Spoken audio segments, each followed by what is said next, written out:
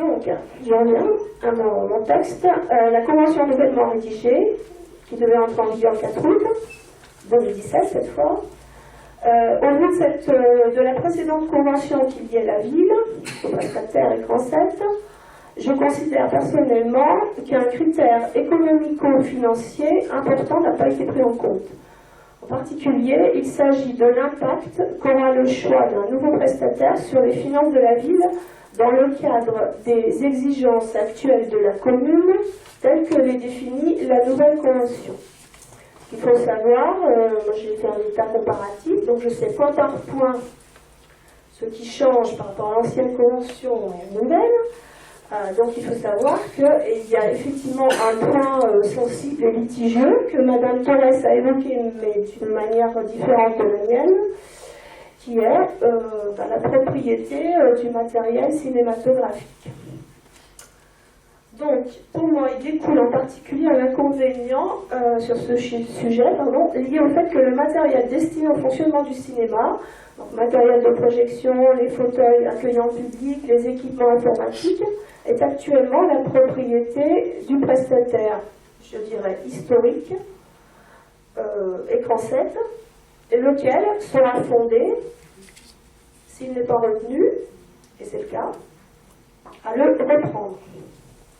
Comme le stipule d'ailleurs l'article 12, deuxième paragraphe de la Convention, qui lie Cransett à la mairie.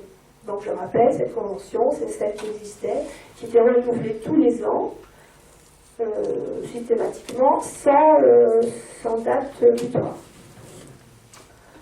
Donc, il s'avère donc que le nouveau prestataire, donc on nous a dit tout à l'heure qu'il s'agissait de l'association CAP, Ciné Art Pénance. Le nouveau prestataire devra donc, de fait, compter un délai d'aménagement dans les locaux qui devront être libérés selon les termes de la convention précédente, le 3 août 2017 par l'ancien prestataire. Cela va vraisemblablement, sauf miracle, entraîner une fermeture plus ou moins longue du cinéma, par voie de conséquence, un manque à gagner pour le nouveau prestataire. Tous ces éléments semblent ne pas avoir été anticipés. Il s'avère également que le cinéma de la ville portant le nom de l'ancienne, de l'actuelle association, qui va devenir l'ancienne association des Cransett, ce nom devra être changé, ce qui va également entraîner des frais et des délais. C'est pour ça que je parlais d'un critère économique et financier qui n'avait pas du tout été apprécié et anticipé. Donc, je tiens à dire que dans le cas où la ville interviendrait d'une manière ou d'une autre, soit par une intervention financière, soit par une modification des termes de la convention qu'elle a proposée, elle s'exposerait, de mon point de vue, à des recours pour manquement au principe de l'égalité de traitement. C'est mon point de vue, mais je pense qu'un juriste serait d'accord avec moi. Troisième point.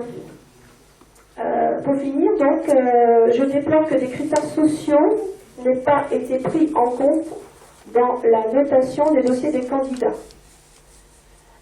Plus particulièrement pour ce qui concerne la reprise éventuelle des salariés qui sont actuellement employés, qui sont au nombre de 5, par l'actuel prestataire Cransett.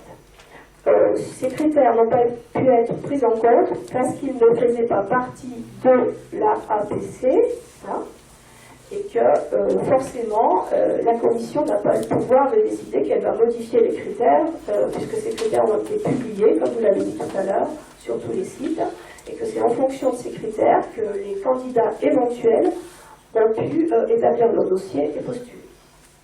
Voilà, ça c'était les remarques que je souhaitais adjoindre au procès verbal. Donc il s'avère que l'avocat de la mairie, je le répète à nouveau, a dit que ce n'était pas possible que ces annotations, qui pourtant découlent directement de la APC. Hein. Là, il ne s'agit pas des débats qui sont plus ou moins confidentiels de la commission sui generis. Il s'agit simplement de remarques qui découlent de ce qui a été publié sur le site. Voilà. Donc, je suis en train de réfléchir sur le fait que je signe ou non, effectivement, le procès verbal. Voilà. De toute façon, écoutez, on vous a écouté, on a entendu, ça sera dans le compte rendu du conseil municipal. Je dois dire qu'en ce qui concerne les sièges de matériel, dans la convention, il était prévu que soit la possibilité que la collectivité puisse racheter les sièges à la fin puisse racheter les sièges et le matériel avec un pourcentage de vétusté d'amortissement. Il faut savoir que ce qui se passe aujourd'hui, c'est que tous les 5 ans, il faudra refaire la même chose.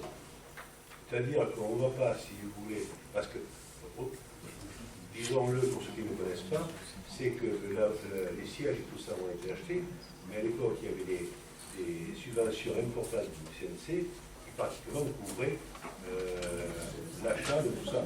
Bon. Donc, je pense qu'il faut que nous, mairie, tous les 5 ans, on ne va pas se retrouver le bec dans l'eau, quelles que soient les équipes qui viendront, comme même pour la cuisine. Il faut qu'on puisse mettre en place l'achat du matériel, du siège et tout ça. Nous avons proposé, donc, comme c'était prévu dans le protocole, à Écran 7 de racheter les sièges et de voir avec eux le prix de racheter les sièges. On restera, a priori, on n'a pas eu un accord, mais on reste quand même ouvert à cette possibilité-là rapidement. Mais c'est pas évident. Deuxième, par contre, je voudrais quand même faire un petit commentaire par rapport à l'intervention de Madame Renaud-Violon. Vous êtes exprimé, moi je veux dire que la méthode de notation utilisée est parfaite, impartiale et objective. Évidemment, l'appréciation d'une politique culturelle repose sur des critères qui peuvent être discutés dans leur principe ou dans leur quantification.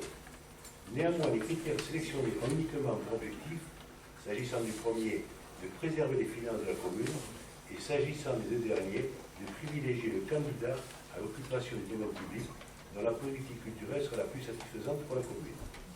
Le contrat qui sera conclu n'est pas un marché public, je le rappelle encore une fois. Il s'agit simplement d'un contrat d'occupation du domaine public où aucune obligation particulière n'est mise à la charge de l'occupant. Et pour conclure, il n'est pas possible de prendre en charge les coûts sociaux de l'occupant sortant ou de privilégier le fait que le maintien de l'occupant sortant coûtera moins cher à la collectivité, dès lors que la prise en compte de ce type de situation crée inévitablement une inégalité entre le candidat sortant et les nouveaux candidats à l'occupation du domaine public. Figurez-vous qu'on s'est renseigné quand même, on n'est pas des niais de la dernière rue. Donc on assure aussi nos... J'ai entendu dire qu'il y avait 2 candidatures seulement. Je trouve ça un peu bizarre. Une candidature donc d'Écran 7 qui était préprogrammée pour être virée. Tout le monde a compris. Tout ce qu'on raconte là, c'est bon, du baratin. Il faut essayer d'expliquer les choses.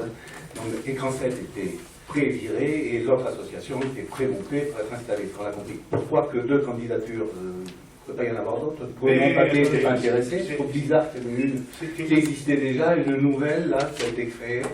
Curieux. Il y a quand même une suspicion. Bon, maintenant, tout sera légal, certainement, tout sera verrouillé, comme d'habitude. Hein, comme d'habitude.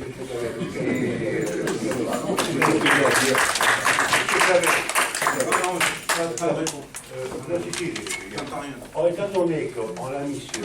On a vu déjà les enquêtes d'intérêt public sur la Excusez-moi, étant donné que le marché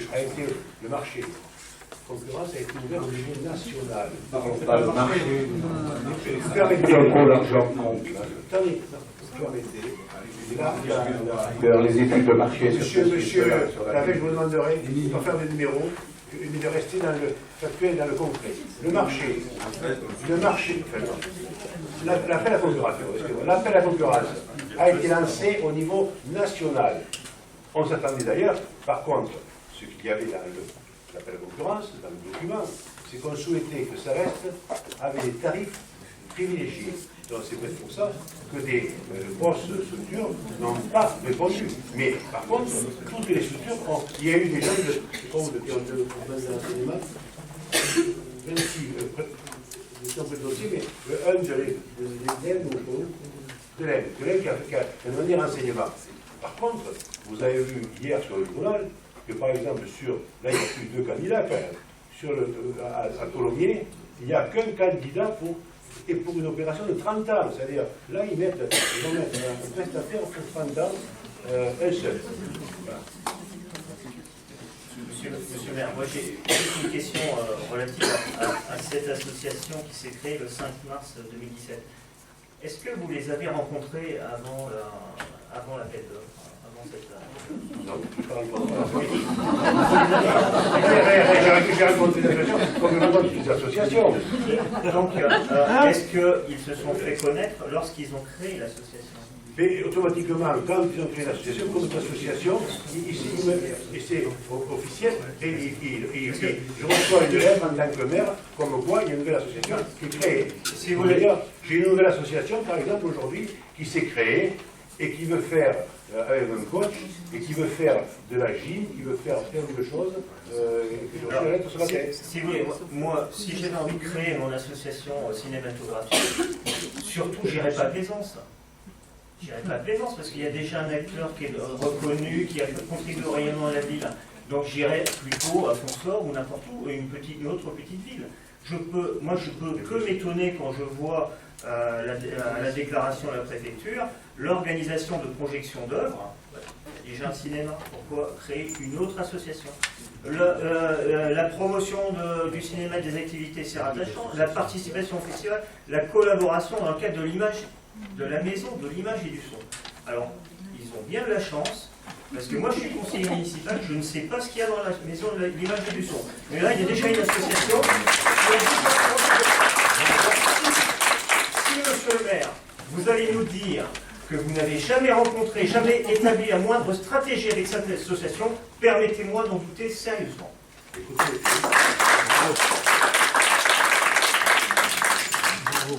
Monsieur Levier, tout le monde n'est pas pour voilà. Libre à vous de penser ce que vous voulez et d'agir comme vous l'entendez. Non mais là c'est plus grave, parce qu'il y a carrément dans cela une distorsion de concurrence. C'est-à-dire que là, concrètement, on peut montrer par la chronologie des événements et des coïncidences qui sont quand même assez surprenantes, que tout ça était monté de toutes pièces et que donc cet appel d'offres n'était qu'un simulacre. Donc il y a distorsion de concurrence et ça, je pense que s'il y a un recours, on pourra l'association qui pourra Les hommes de l'image et du son, il y a un moment que j'en parle et j'en ai même parlé en termes de dire qu'on a des rendez-vous à la cinémathèque, etc. Et que c'est une structure, je n'ai pas même passé effectivement, il y a différents endroits, mais une structure qui sera là pour accueillir des gens, des professionnels, et en relation à la fac du Mirail, de manière à pouvoir former des gens à ce niveau-là, et qu'à ce moment-là, les courts-métrages et tout ça, pouvoir être validés au niveau des salles de cinéma de Plaisance. Et tout le monde le sait, ça. Je l'ai dit partout. Monsieur le maire, moi j'ai pas... Non, c'est pas l'avantage de quelqu'un. Tout le monde peut l'utiliser. Moi j'ai quand même quelque chose qui me perturbe beaucoup là. J'ai sous les yeux la loi du 9 décembre dont vous faites mention pour justifier le fait qu'on a fait un appel à concurrence. L'ordonnance qui décrit les conditions dans lesquelles cet appel à concurrence doit être mis en œuvre, elle date du 19 avril. La loi du 9 décembre, elle dit simplement que le gouvernement est autorisé à prendre par ordonnance des mesures pour moderniser les règles d'occupation et de sous-occupation du domaine public. La loi du 9 décembre, elle ne dit pas vous allez être obligé de mettre en concurrence pour toutes les occupations du domaine public. Elle dit juste on va moderniser les règles d'occupation. Et c'est le 19 avril qu'on apprend que, effectivement, pour assurer la transparence, c'est nécessaire de faire appel à la concurrence de manière transparente et équitable. Donc, moi je ne comprends pas comment, à partir d'une loi qui fait 2 paragraphes, qui autorise le gouvernement à prendre des ordonnances sur le sujet,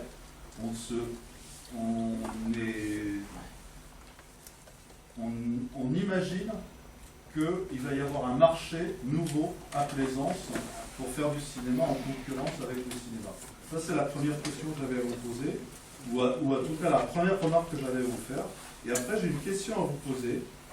C'est à propos du cinéma qui est prévu à Val Tolosa. Donc le cinéma avait demandé une autorisation d'exploitation qui lui a été refusée, mais apparemment, une nouvelle demande d'autorisation va être déposée au mois de juillet. Donc, est-ce que vous confirmez cette... Vous êtes plus au courant que moi. Apparemment, c'est des informations qui m'ont été délivrées par la presse. Avec la presse, c'est plus au courant que moi. D'accord. C'était la question. Donc, Je vous dirais franchement que si juridiquement, il n'aurait pas intérêt à le déposer au mois de juillet. Ah, je sais pas. Moi, je ne fais que... Oui, oui.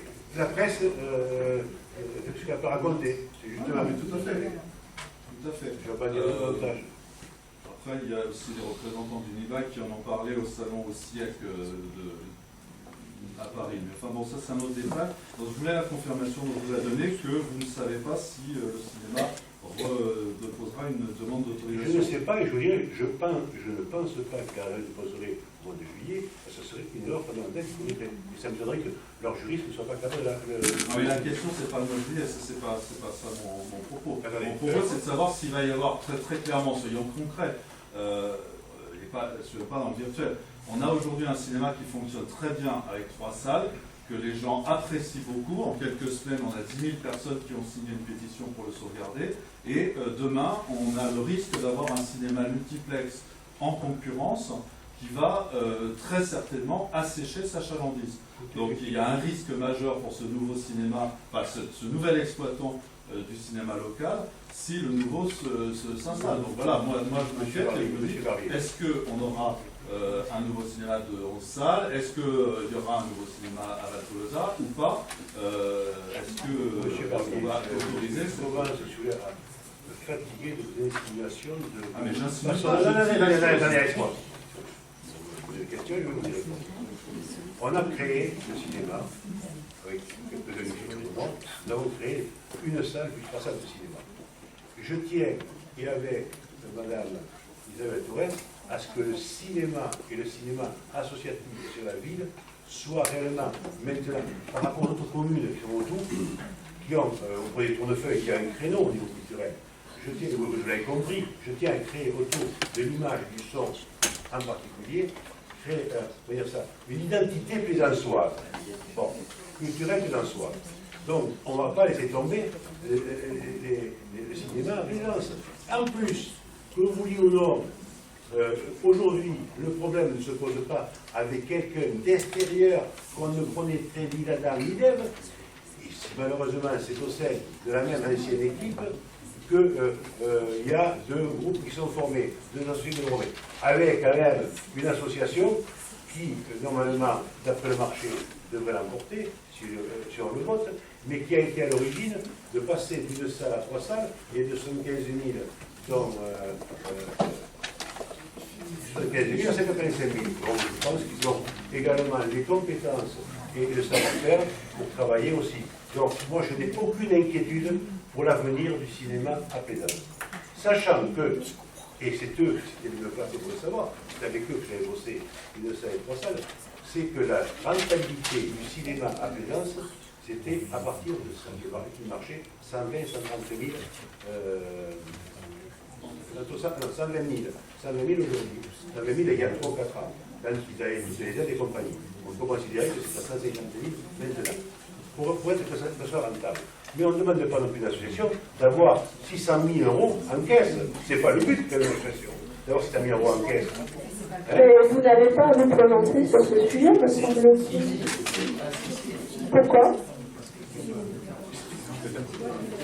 À partir du moment où une association elle occupe l'espace public et en particulier qui est utilisé par la mairie, le propriétaire, la municipalité, est tenu de vérifier que l'association est tout à fait conforme par rapport à l'ensemble de ses obligations.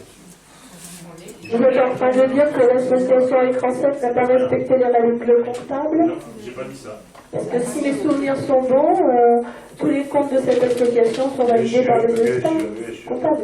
Oui, c'est vous-même qui l'avez dit. Je crois qu'on va pas se lancer. Finalement, procès d'intention, ceci, cela. On va, si vous Non, mais il ne s'agit pas de procès d'intention, mais vous dites que vous n'êtes pas inquiet pour le cinéma de Plaisance. Permettez-nous, nous, d'être inquiets pour le cinéma associatif de Plaisance. Moi, j'exprime une inquiétude face à un méga cinéma qui a posé une demande d'autorisation, qui a déclaré récemment qu'il allait redéposer une demande d'autorisation. Voilà, nous, on est inquiets par rapport à ça. Il est clair que si demain, il y a même 5 salles dans un centre commercial à 2 km, à 5 km d'écran 7, de la salle des 3 salles de Monestier, c'est sûr qu'il y aura une concurrence et que ça mettra en danger le cinéma associatif. C'est évident. le cinéma reste à 4 ou 5 euros, 4 ou 20 euros. Non, mais c'est pas une question de prix, c'est une question Si vous avez les films récents. Non, si vous avez un multiplex Pathé Gaumont là-haut, il est évident que À 10 euros la place. et même à 10 euros la place, c'est pas la question.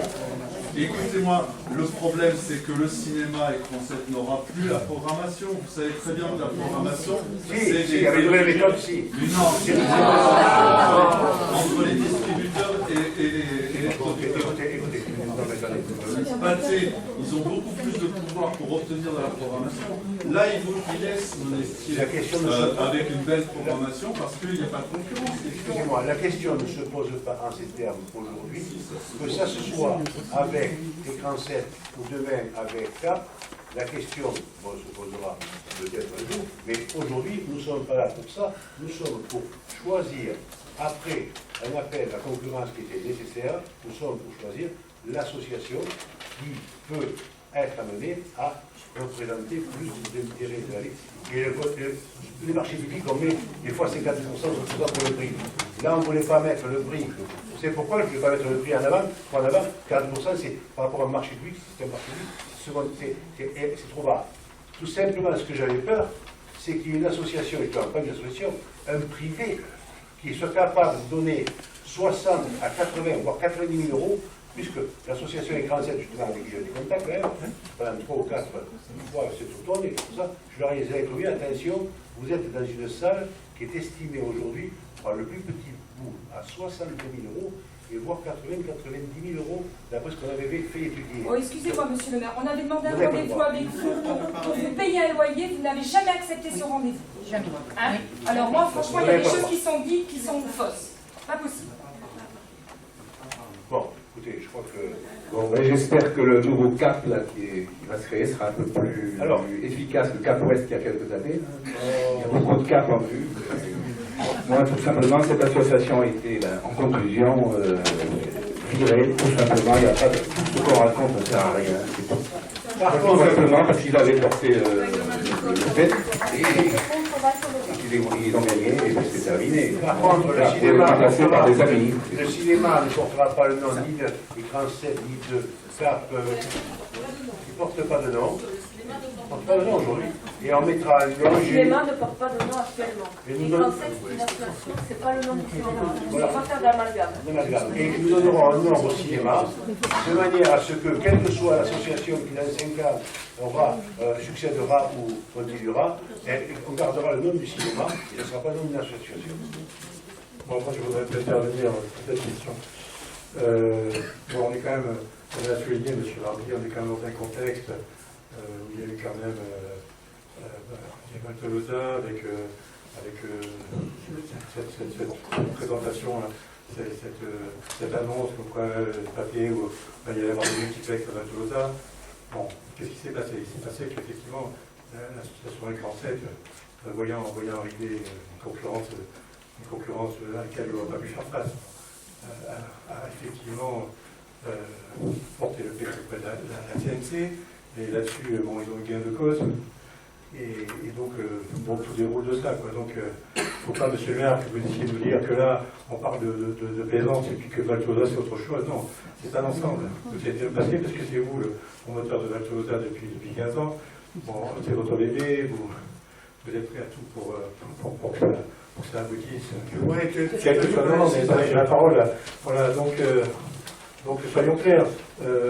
Aujourd'hui, bon, il va y avoir une nouvelle direction, là, une nouvelle association avec des présidents qui sont en votre main, ça on l'a compris, qu'est-ce qui risque de se passer? Il va se passer qu'effectivement, si déjà cette nouvelle direction, elle ne portera plus de recours contre la CNC, c'est pour ça dire que vous avez manipulé par-dessous pour que tout ça se passe. Bon, donc déjà, vous allez avoir les tranches au niveau de l'écran statique de plaisance, qui ne portera plus de recours. Ici, si effectivement... Faites attention. Non, mais je vais vous dire... Oui, mais moi aussi, faites attention. Et donc, qu'est-ce qui va se passer? Il faut regarder l'avenir. Qu'est-ce qui va se passer? Bon, vous allez encore tout faire, Univac va tout faire, etc., pour que, malgré tout, il y ait une autorisation qui soit donnée à la Tolosa pour créer des multiplexes. Bon. Et puis là, va se poser le problème de la concurrence, qui ne se passe pas aujourd'hui, mais il va se poser demain, après-demain, que sais-je, dans 2 ans, dans 3 ans. Là, il va se poser. Mais qu'est-ce qui va se passer? Rien, puisque la nouvelle association de plaisance, bon, et ben, petit à petit, effectivement, on aura une prolongation qui sera moins avantageuse qu'aujourd'hui. Et donc, petit à petit, va avoir des parts de marché, ne fera pas de recours, et puis bon, voilà, Tolosa va se faire avec des beaux cinémas, voilà. Et ça sera la victoire de ce coup-là. Bon, mais parlons clairement, c'est pas la peine de toujours tourner autour du pot. Excusez-moi, n'y tourne pas, là. Excusez-moi, monsieur, je vais quand même vous dire une chose. Oui, mais moi, si je vous dis quelque chose, je vous dis franchement ce que je pense, et c'est exactement ce que vous faites, et vous le savez mieux que moi, monsieur. Excusez-moi. D'ailleurs, on va jamais dire ce que tout le monde pense. Je peux parler. Excusez-moi, étant donné qu'il y avait l'obligation de faire un appel à concurrence. Si, étant donné que le dictionnaire, 40%, j'avais mis pour éviter que les gros puissent venir. Si jamais Écran 7 avait mis, mettons, 50 ou 60 000 euros, étant donné que les 40%... Mais attendez, non, avec le marché, Madame Renaud-Villon vous dira, avec les marchés, tel que c'est foutu, on ne pouvait pas rattraper le reste. Du moment où il y a une différence de prix, il ne peut pas. Bon, on va passer au moment. Moi, je voudrais quand même m'interroger sur toute la casse, et en particulier toute la casse humaine. Hein, c'est quand même une association qui a été créée il y a plusieurs décennies, hein, et qui a construit, qui s'est ancrée dans Plaisance, qui a des salariés, il y a quand même des personnes qui vont perdre leur emploi aujourd'hui. Alors, est-ce que, d'ici un mois, faut dire, est-ce que cette casse humaine, elle a bien été intégrée? Est-ce que c'est quoi le but? Est-ce que c'est détruire les forces de Plaisance pour permettre à un multiplex de fonctionner? Moi, en tant qu'élu, en tant que maire, vous devez dynamiser une ville, vous devez vous appuyer sur les forces vives de la politique, également l'intérêt financier. Monsieur Guérin, sachez que ce que vous êtes en train de dire, c'est que les gens qui ont gagné étaient encore il y a pas un an et demi à la tête de l'écran 7. Qu'est-ce qu'ils ont fait dans notre association? Qu'est-ce qu'ils ont fait? 82 licenciés. 6,82, Nous allons passer au 50% de plaisançois, ça. Avant de passer au vote, j'ai encore une question. Vous donnez l'association à une majorité de Madame, vous n'avez pas le droit d'intervenir. Oui. Mais monsieur, je suis morte, alors au moins que je dise mes dernières phrases. Voilà. Effectivement, il semble vraiment qu'on ait décidé de détruire l'association Écran 7 par une méthode qui juridiquement, certes, est soi-disant légale, mais qui néanmoins est un travail de destruction. Et de faire fi aussi, c'est le cas, des 9800 signatures de soutien à cette association. Alors, partant d'une question, parce que vous nous dites, oui, Écran 7 va continuer à pratiquer des tarifs... pardon, oui, vous voyez, j'arrive pas à m'habituer à l'idée que Écran 7 va disparaître et que le rideau va tomber. Le cinéma, c'est le cinéma qui existe à Plaisance. Oui, peut-être. D'accord, ok. Alors, dans ce cas-là, si les choses vont continuer selon les errements antérieurs, pourquoi est-ce que vous avez supprimé dans la Convention le 4e paragraphe de l'article 3 qui justement parlait de cet aspect? Le 4e paragraphe de l'article 3 disait, donc la convention actuelle des concepts, l'association bénéficiaire doit s'engager de surcroît et de façon irrévocable à pratiquer des tarifs modérés et socialement étudiés afin de permettre au plus grand nombre d'avoir accès au cinéma et à la culture cinématographique. On avait mis dans le marché, madame, Ça ne fait pas partie de la future convention que vous avez établie. Je regrette. Ce n'est pas, ça ne fait pas. Moi, les gens, vous allez leur faire signer une convention, et de cette convention, vous allez sortir un c'était le cahier paragraphe. des charges de la concurrence. Mais, je l'ai là.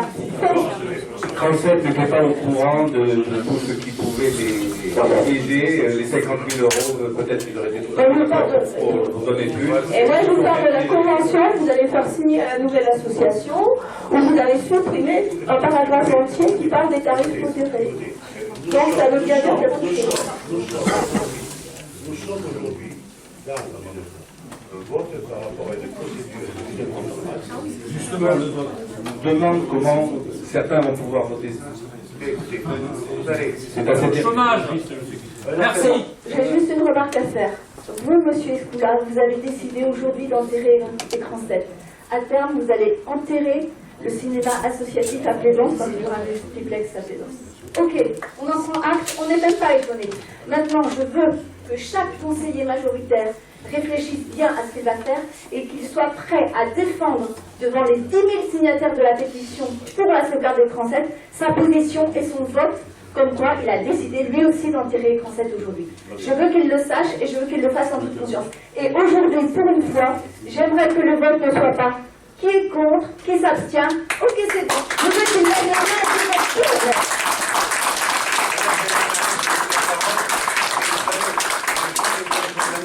Je suis élu, je serai un fossoyeur de Plaisance et je trouve que Plaisance ne soit pas si mal que ça. Et en particulier, ceux qui vous sont à côté, depuis longtemps, j'enterrais Plaisance à la faillite financière, j'enterrais tout. J'étais le plus minable de tous. Finalement, Plaisance ne sont pas si mal que ça aujourd'hui. Donc, arrêtez avec votre grand cinéma. Pour l'actualité, il n'y a pas de raison que vous qui ayez le premier rôle. Je suis désolée. Moi, je voudrais intervenir parce que vous mettez en cause directement les conseillers et donc moi, je me sens mis en cause par rapport au fait que j'enterrerai le cinéma à Plaisance en votant pour. J'ai deux arguments pour ça. Le premier, c'est que la conduite la poursuite du cinéma tel qu'il était actuellement, sans aucune possibilité de négocier avec un groupe qui s'installe, que ce soit à Plaisance ou dans une commune voisine, parce que vous parlez d'un certain nombre de choses, de certains faits, mais il y a aussi d'autres faits, c'est-à-dire qu'il y a des complexes qui ont été envisagés sur d'autres territoires qui sont proches de la commune. Et que, à partir du moment où on n'a aucune possibilité de négocier avec ces propositions, c'est là où le cinéma est en danger. Ça, c'est le premier argument. Le deuxième, c'est l'argument du prix. Je suis désolé, vous minimisez absolument. Donc, moi, je croyais que c'était 10 €, parce que j'y vais tellement peu souvent, puisque je vais au cinéma de Plaisance tout le temps. Je ne savais pas que les autres cinémas étaient au-delà de 10 €. Je croyais que c'était 10 €, 9 €, 10 €. Apparemment, c'est 11 € ou 11,50 €. 11,90 €. Donc je pense que cet argument du prix, la facilité de stationnement, la possibilité d'avoir une publicité sur l'ensemble de la commune, fait que le cinéma de Plaisance n'est pas mort uniquement avec un changement d'association. Donc ça, c'est pour ça que Ensuite, puisque vous faites des procès d'intention à tout va, je pourrais en faire un aussi. Vouloir défendre 5 emplois, et je trouve que c'est tout à fait honorable, eh bien, j'aimerais aussi que vous puissiez défendre les 2000 emplois de Val Tolosa. Si vous mettez en balance les emplois...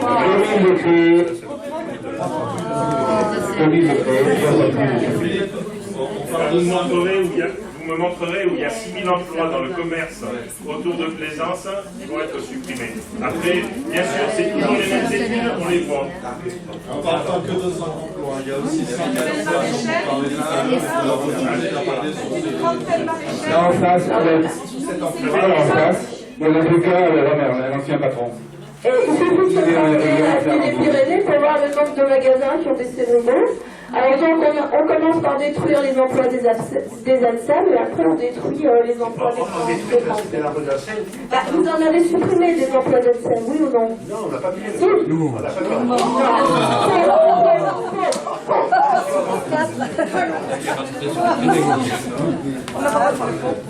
On a changé les modalités parce qu'à une époque on avait une ADSEM par classe et vous avez eu des manifestations à ce sujet et ce n'est plus le cas.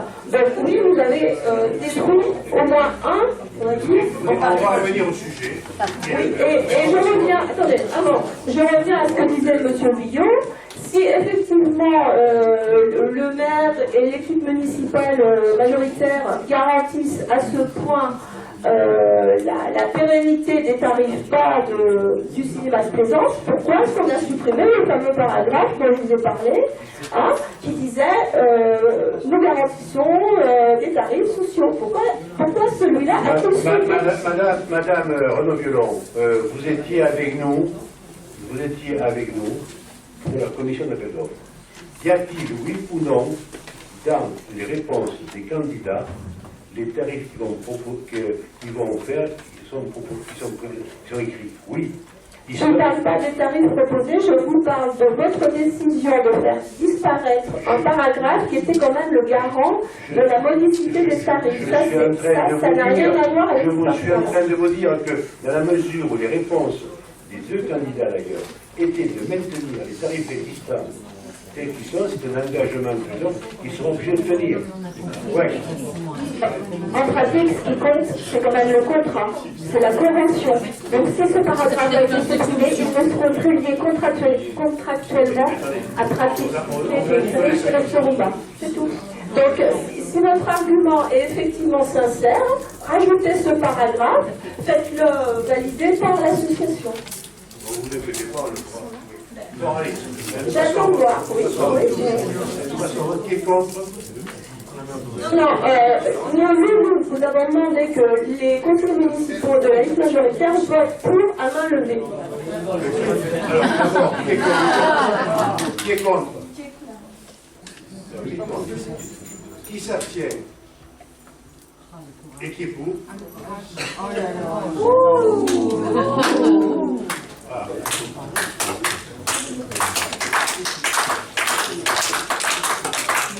Nous passons au point suivant.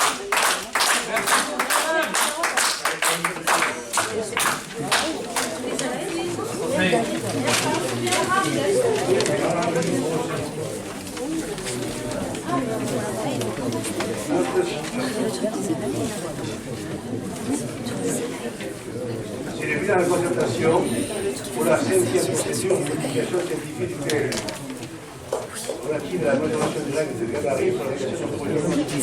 Et c'est surtout pour permettre de faire la voirie pour, si vous permettez, c'est pour permettre à la voirie une politique propre au niveau au-dessus de Intermarché. Avez-vous des questions? Il n'y a pas de questions? S'il n'y a pas de questions, nous passons au vote. Qui est contre? Monsieur le maire, l'opposition quitte la séance. Très bien. C'est ça la démocratie. Bon, nous passons au vote qui est contre dans en fait, tout simplement, il y a eu une observation qui a été dans la session. Modification de nos effectifs. En fait, c'est deux postes qui ont été par le changement d'évolution de carrière. Est-ce qu'il y a des objections? Disposition relative au recrutement d'agents contractuels prévus, en fait, là, c'est pour les postes de artistique ou pour les postes de musique.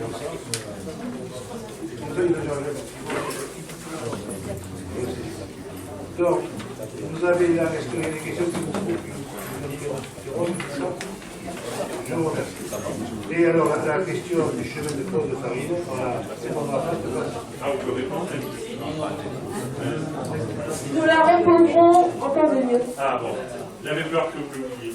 Non, jamais. Bonne vacances à tout le monde quand même, je ne vois pas. Mesdames, Messieurs, chers collègues, merci de votre présence, de votre sang-froid et de votre courage.